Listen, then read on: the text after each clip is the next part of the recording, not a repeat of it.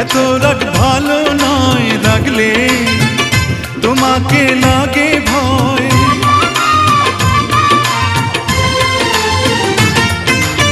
আমি কাছে আর আসবো না, তোমায় ভালো আর বাসবো না। কথায় কথায় তুমি কেন এত জ্বলে যাও?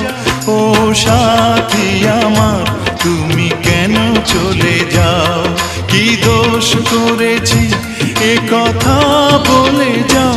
ও সাথী আমার,